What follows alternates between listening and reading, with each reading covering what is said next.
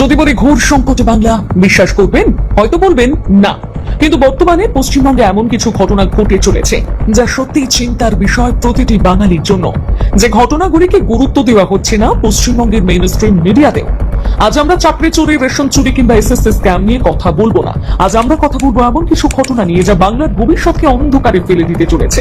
কখনো প্রাকৃতিক দুর্যোগ নিয়ে চলছে রাজনীতি, তো কখনো চলছে হিংসা, কখনো দুর্গাপুজো নিয়ে হচ্ছে হেলা ফেলা, তো কখনো ওবিসি নিয়ে চলছে ছেলে খেলা। প্রাইমারি হাই স্কুলের পর এবার দুর্নীতি ঢুকে পড়লো বিশ্ববিদ্যালয়েও। প্রথমেই আসবো 2025-এর স্পেশাল দুর্গাপুজো নিয়ে। কিন্তু কেন স্পেশাল?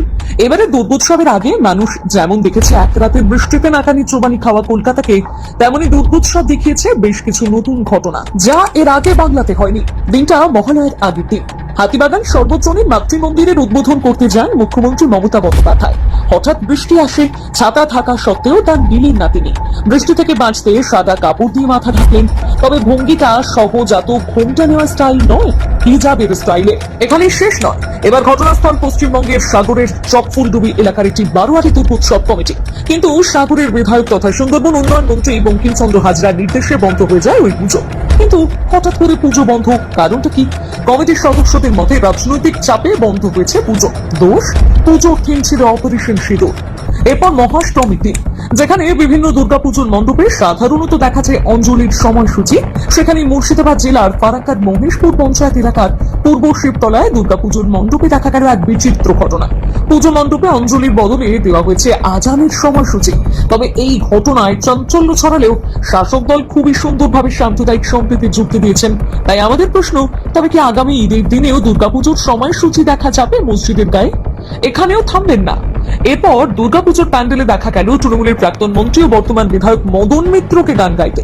কিন্তু সমস্ত গান ছেড়ে তিনি গেয়ে উঠলেন আমার হৃদয়ে কাবা চোখে মদিনা, আর পাশে দাঁড়িয়ে গানের তালে তালে হাততালি দিলেন মুখ্যমন্ত্রী মমতা বন্দ্যোপাধ্যায়। আবার প্রশ্ন, তবে কি আসন্ন ঈদের উৎসবে মা দুর্গা বা কালীর গান গাইবেন রাজ্যের মন্ত্রীরা? না হলে একতরফা সম্প্রীতির ডাক কাদের জন্য? এবারে আসি কিভাবে বাংলায় চলছে ওবিসি নিয়ে ছেলে খেলা। সমাজের পিছিয়ে পড়া অথচ এসসি এসটি নন এমন ব্যক্তিদের যোগ্য সুবিধা দেওয়ার পদক্ষেপ নেন পশ্চিমবঙ্গের তৎকালীন বামফ্রন্ট সরকার। সেই উদ্দেশ্যে 1993 সালে আনুষ্ঠানিকভাবে শুরু করা হয় ওয়েস্ট বেঙ্গল আদার ব্যাকওয়ার্ড ক্লাসের সংরক্ষণ ব্যবস্থা। রাজ্যের বিভিন্ন ক্ষেত্রে এই শ্রেণীর জন্য সংরক্ষণ বরাদ্দ করা হয় 7%। তবে এর মধ্যে ধর্মভিত্তিক কোনো ভাগ ছিল না। রাজ্যের বিভিন্ন হিন্দু, মুসলিম জাতি গোষ্ঠী সহ মোট 66টি সম্প্রদায়কে ওবিসি তালিকাভুক্ত করা হয়েছিল, যার মধ্যে 55টি অমুসলিম জাতিগোষ্ঠী এবং বাকি 11টি মুসলিম জাতিগোষ্ঠী। এরপর 2006 সালের দিকে রঙ্গনাথ মিশ্রা কমিশন একটি রিপোর্ট দেয়। সেই রিপোর্টে দেখা যায় মুসলিম সমাজের অনেক অংশ অর্থনৈতিক ও শিক্ষাগতভাবে পিছিয়ে আছে। সেই ভিত্তিতে 2010 সালের দিকে সংখ্যালঘু মুসলিম সমাজের পিছিয়ে পড়া ব্যক্তিদের শিক্ষা এবং চাকরিতে সংরক্ষণের অধিকার নিশ্চিত করার জন্য একটি আলাদা শ্রেণী তৈরি করা হয়। এই শ্রেণীর নাম দেওয়া হয় ওবিসি এ। এক কথায় মূলত মুসলিমদের জন্য ওবিসি এ, আর অন্যদিকে আরেকটি শ্রেণীর নাম দেওয়া হয় ওবিসি বি, অর্থাৎ তুলনামূলকভাবে কিছুটা এগিয়ে থাকা শ্রেণী। এই বিভাজন প্রশাসনিকভাবে কার্যকর হয় 2010 সালের 25শে মার্চ থেকে। এরপর 2012 সালে মমতা বন্দ্যোপাধ্যায়ের সরকার West Bengal backward classes act 2012 পাশ করার পর থেকেই তৈরি হয় বিতর্ক। রাজ্যের হাইকোর্টে অভিযোগ করা হয় নিয়ম না মেনে সংবিধানকে তোয়াক্কা না করে ইচ্ছে মতন ওবিসি সার্টিফিকেট বিলি করেছে তৃণমূল সরকার। ফলত দীর্ঘ 12 বছরের শুনানি শেষে 2024 সালের 22শে মে কলকাতা হাইকোর্টের বিচারপতি তপব্রত চক্রবর্তী এবং বিচারপতি রাজাশেখর মান্থা ডিভিশন বেঞ্চ 2010 সালের পর তৈরি হওয়া সমস্ত ওবিসি সার্টিফিকেট বাতিল করে দেয়। আদালতের ওই নির্দেশের ফলে অকেজো হয়ে যায় প্রায় 12 লক্ষ ওবিসি সার্টিফিকেট। এরপর এই মামলা নিয়ে সুপ্রিম কোর্টে যায় রাজ্য। 2024 সালের 9 ডিসেম্বর ভারতের সুপ্রিম কোর্ট জানায় সংরক্ষণ ধর্মভিত্তিক হতে পারে না। কিন্তু মামলা চললেও মমতা বন্দ্যোপাধ্যায় নেয় আরো এক যুগান্তকারী পদক্ষেপ। 2025 সালে ওবিসিতে যোগ করা হয় 76টি নতুন সম্প্রদায়, যার মধ্যে 66টি মুসলিম সম্প্রদায়, অর্থাৎ প্রায় 85% মুসলিম সম্প্রদায়। কিন্তু রাজ্যের মুসলিম জনসংখ্যা মাত্র 27%। আর 2025 সালের 3রা জুন বিভিন্ন ক্ষেত্রে ওবিসির সংরক্ষণ বাড়িয়ে করা হয় 7 থেকে 17%। এর মধ্যে 7% ওবিসি এদের জন্য এবং 10% ওবিসি বিদের জন্য। আপনাদের মনে করিয়ে দিই, আগে কিন্তু এই সংরক্ষণ ধর্মভিত্তিক ছিল না, কিন্তু মুখ্যমন্ত্রীর দাবি ধর্মের ভিত্তিতে এই ভাগ হচ্ছে না। তাহলে পরিসংখ্যানটি মিথ্যে বলছে? এবারে আসি বাল্যবিবাহ নিয়ে। হ্যাঁ, ঠিকই শুনছেন, 2025 সালে দাঁড়িয়েও বাল্যবিবাহের মতন অনৈতিক কর্মকাণ্ড চলছে, তাও আবার রামমোহন বিদ্যাসাগরের বাংলাতে। স্যাম্পল রেজিস্ট্রেশন সিস্টেম অর্থাৎ SRS এর রিপোর্ট অনুযায়ী ভারতের মধ্যে বাল্যবিবাহের হার এখন পশ্চিমবঙ্গের সবচেয়ে বেশি। অর্থাৎ যে রাজ্যে কন্যাশ্রী রূপশ্রীর মতন প্রকল্প রয়েছে সেই রাজ্যে 18 বছরের কম বয়সী বিয়ে করা মেয়েদের হার 6.3%। এবার আপনাদের জানাবো পশ্চিমবঙ্গের শিল্পের পতন নিয়ে। 2011 সালে পশ্চিমবঙ্গের ক্ষমতায় আসে তৃণমূল কংগ্রেস। রিপোর্ট বলছে 2012 থেকে 13 সালে পশ্চিমবঙ্গে প্রায় 6,393টি সংস্থা নথিভুক্ত হয়েছিল, কিন্তু 2022-23 সালে সেই সংখ্যা 7.8% কমে 5,899-তে নেমেছে।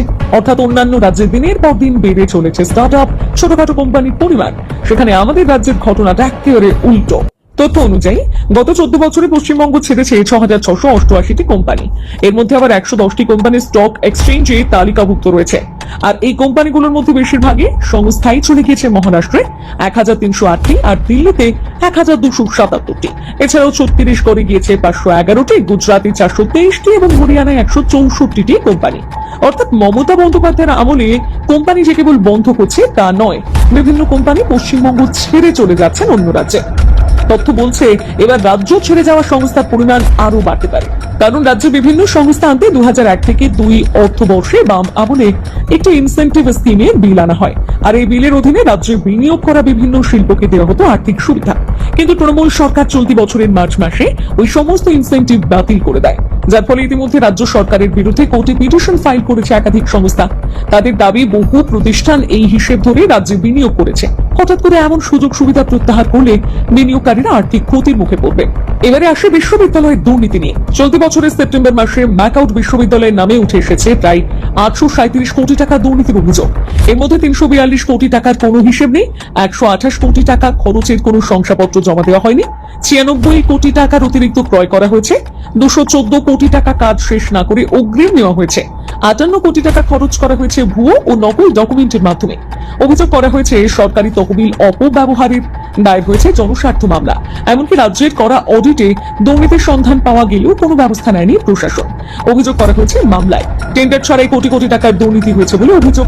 বেআইনিভাবে কর্মী নিয়োগের অভিযোগে দায়ের হয়েছিল মামলা।